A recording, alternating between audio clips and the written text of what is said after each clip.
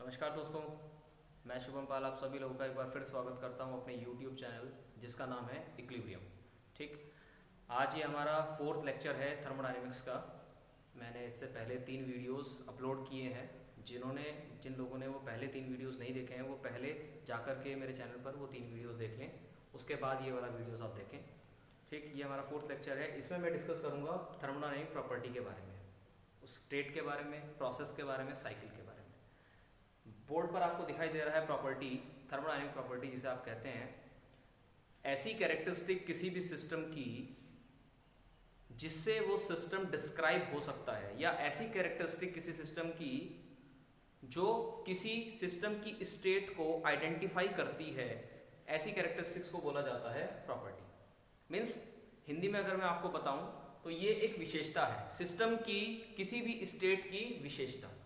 उस सिस्टम की जो स्टेट है, अवस्था है, उसको समझाने के लिए, उसको अध्ययन करने के लिए जिन विशेषताओं की जरूरत पड़ती है उसी को आप क्या कहते हैं, थर्मोडायनेमिक प्रॉपर्टी कहते हैं। ठीक है, थर्मोडायनेमिक प्रॉपर्टी हमेशा स्टेट पर डिपेंड करती है, पाथ पर डिपेंड नहीं करती है। मतलब जो स्टेट है वो चेंज भी हो सकती है। स्टेट मैं आपको बताऊंगा बाद में, इसके बाद मैं आपको स्टेट समझाता हूँ कि स्टेट क्या होती है, लेकिन फिलहाल आप समझिए कि स्टेट जो होती है वो चेंज भी हो सकती है। जिस रास्ते से वो चेंज हुई है उस पर ये डिपेंड नहीं करती है, ये सिर्फ स्टेट पर डिपेंड करती है। जैसे कि 1 से 2 कोई सिस्टम है, अगर वो 1 से 2 तक गया है तो 1 और 2 सिस्टम पर, 1 और 2 जो स्टेट है उस पर आपके डिपेंड करेगा प्रॉपर्टी। ये पाथ पर डिपेंड नहीं करेंगी। 2 टाइप की प्रॉपर्टीज होती हैं, इंटेंसिव एंड एक्सटेंसिव, आपको बोर्ड पर दिखाई दे रहा है। इंटेंसिव प्रॉपर्टीज वो होती हैं जो कि मास पर डिपेंड नहीं करती हैं, which are independent of mass and size of the system. Mass और साइज पर डिपेंड नहीं करती हैं, ऐसी प्रॉपर्टीज को इंटेंसिव बोला जाता है। ऐसी प्रॉपर्टीज जो मास और साइज, सिस्टम का जो मास है या फिर साइज है उस पर डिपेंड करती हैं, ऐसी प्रॉपर्टीज को आप एक्सटेंसिव प्रॉपर्टीज बोलते हैं।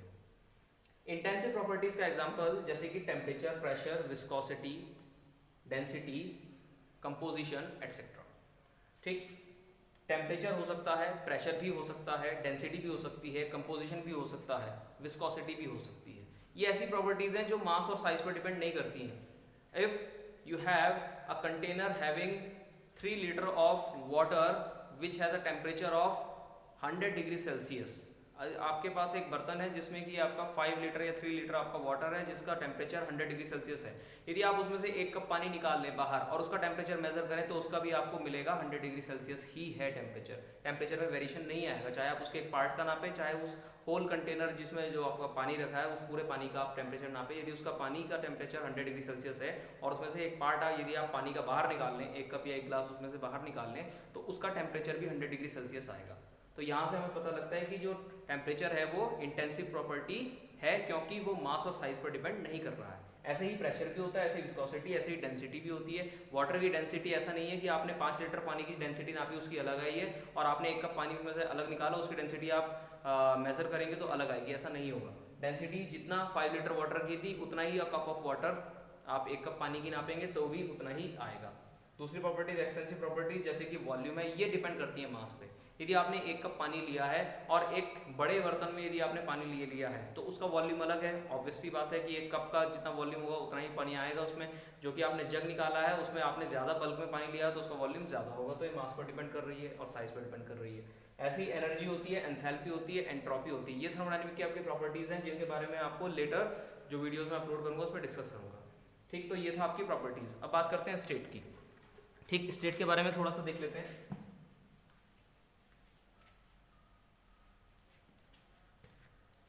स्टेट ऑफ द सिस्टम,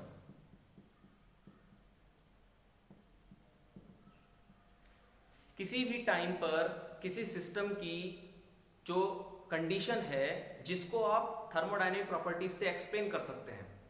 जैसे कि आपको दिखाई दे रहा है फिगर नंबर 1 में, यहाँ पर मैंने एक डायग्राम बनाया हुआ है। इसमें ए से बी, यदि ये वाला आप पाथ देखें, 2 रास्ते हैं ए से बी पर जाने के। एक तो है 1 2 3 4 5 6 1 2 3 4 5, इन स्टेट से होकर के आप जा सकते हैं। दूसरा जो रास्ता है वो 6 7 8 इन स्टेट से होकर के गुजरता है। तो 2 रास्ते हैं ए से बी पर जाने के जिनको पाथ बोला जाता है। क्या बोलते हैं? पाथ। पाथ होता क्या है? It is a locus of all the states of the system. System की सारी स्टेट्स का जो लोकस होता है, यदि आप उसको कंटिन्यूस कर्व में कन्वर्ट कर दें, सारे पॉइंट्स को मिला दें और एक कंटिन्यूस कर्व बना दें, तो उसको आप पाथ बोलते हैं। ठीक है, तो ए से बी एक प्रोसेस है, उसके दो पाथ हैं। ठीक, ए पर जो प्रॉपर्टीज होंगी वो प्रॉपर्टीज क्या क्या हो सकती है सिस्टम की, जैसे कि मैं ले लेता हूं P T V, pressure, temperature and volume. ऐसे ही मैं बी पर भी ले सकता हूं, तो यहां पर मैं लिख दूंगा इसको पी ए, इधर पी ए और इधर V A. P A V A का मतलब pressure at A, temperature at point A, volume at point A. ऐसे ही प्रेशर, यहाँ पर आप प्रॉपर्टीज इसकी लिख सकते हैं बी पर, P V V V, pressure, temperature, volume at point B. तो यहाँ पर आप देख सकते हैं जो आपकी प्रॉपर्टीज है वो ए पर अलग है और बी पर अलग है। ठीक है, तो ये जो ए और बी आपको दिखाई दे रही है ये स्टेट्स हैं। जितने भी डॉट आपको दिखाई दे रहे हैं स्टेट को हमेशा पॉइंट से शो करते हैं। पीवी ग्राफ में या किसी भी और ग्राफ में जो भी थर्मोडायनेमिक्स में यूज होगा, थर्मोडायनेमिक जो स्टेट होती है उसको हमेशा एक पॉइंट से शो करते हैं। आप उसको एक पॉइंट से दिखा सकते हैं, जहां भी आपको पॉइंट मिलेगा बना हुआ डायग्राम में, आप समझ जाइएगा कि वो एक स्टेट है, वो पॉइंट एक क्या है, स्टेट है।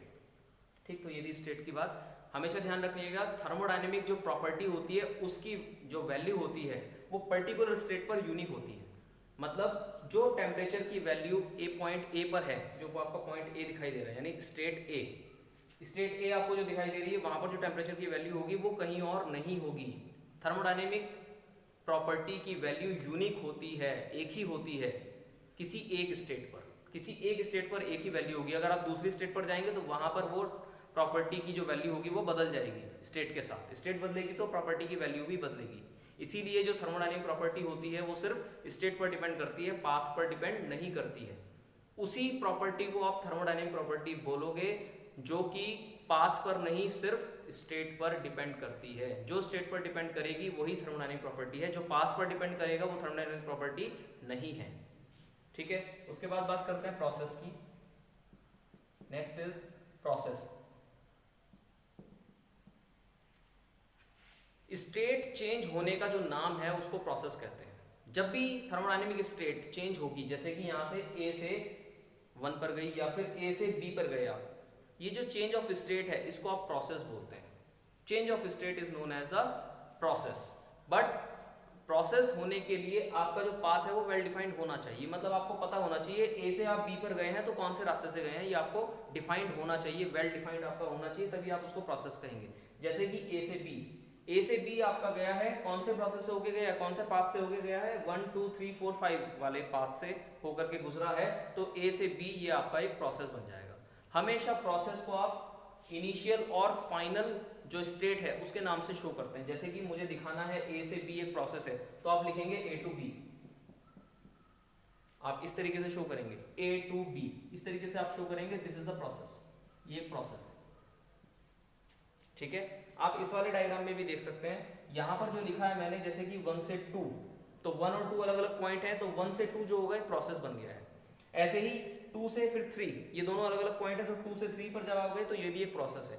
तो जो इनिशियल और फाइनल पोजीशन है किसी एक प्रोसेस की, उसी से आप उसको क्या करेंगे, रिप्रेजेंट करेंगे। इंटरमीडिएट जो आपकी स्टेट्स होती हैं वो इसके नाम में नहीं आएंगी। आप देख सकते हैं यहाँ पर ए बी के बीच में मैंने 1 2 3 4 5 नहीं लिखा है, ये इंटरमीडिएट स्टेट का नाम इसमें नहीं आएगा। प्रोसेस को आप हमेशा इनिशियल और फाइनल स्टेट से शो करेंगे। ठीक, इसके बाद बात आती है साइकिल की। हम बात करेंगे cycle. This is thermodynamic cycle. Thermodynamic cycle भी एक प्रोसेस ही होता है, बस अंतर इतना होता है कि इस प्रोसेस में या फिर कोई सीरीज ऑफ प्रोसेस हो सकता है, बहुत सारे प्रोसेस एक साथ हो सकते हैं, या फिर कोई एक प्रोसेस हो सकता है। जैसे कि आपको फिगर नंबर 1 दिखाई दे रही है, फिगर नंबर 1 में आप देख सकते हैं यहाँ पर कितने प्रोसेस हैं, 3 प्रोसेस आपको दिखाई दे रहे हैं। लेकिन अंतर क्या है, इन तीनों प्रोसेस में जो इनिशियल और फाइनल स्टेट है वो आइडेंटिकल है। इनिशियल और फाइनल पोजीशन जब भी किसी प्रोसेस की सेम हो जाएगी उसको आप प्रोसेस नहीं कहोगे, उसको आप साइकिल बोलोगे। That is known as the cycle. Cycle is defined as the process or a series of process which have same or identical initial and final states। जैसे कि आप यहाँ पर देख सकते हैं 1 से 2 पर गए, पहले एक प्रोसेस बना, 2 से 3 पर फिर से एक प्रोसेस है, 3 से फिर दोबारा आप 1 पर चले गए, तो यहाँ पर जहां से प्रोसेस शुरू हुआ था वहीं पर खत्म हो गया, तो इसी को आप क्या बोलेंगे, ये दिस इज अ साइकिल। ये सबसे ज्यादा इंपॉर्टेंट डायग्राम होते हैं, पीवी डायग्राम, थर्मोडायनेमिक्स में सबसे ज्यादा यूज होने वाले डायग्राम्स पीवी डायग्राम होते हैं, प्रेशर वॉल्यूम, पी का मतलब प्रेशर, वी का मतलब वॉल्यूम। ऐसे ही आपके दूसरे टाइप के डायग्राम जो सबसे ज्यादा इंपॉर्टेंट होते हैं वो है TS diagram, temperature and S का मतलब होता है एंट्रोपी। ये नोटेशंस होती है, ठीक है। उम्मीद है आपको ये लेक्चर मेरा समझ में आया होगा। इसके बाद जो नेक्स्ट वीडियो मैं आपका अपलोड करूंगा थर्मोडायनेमिक का लेक्चर नंबर 5, उसमें मैं आपको समझाऊंगा थर्मोडायनेमिक इक्विलिब्रियम के बारे में, क्वाजीस्टैटिक प्रोसेस के बारे में, एंड बाकी जो टर्म्स है बेसिक टर्म्स थर्मोडायनेमिक्स के, उसके बारे में डिस्कस करेंगे, ठीक है। तो मेरी वीडियो को एंड तक देखने के लिए आप सभी लोगों को थैंक यू।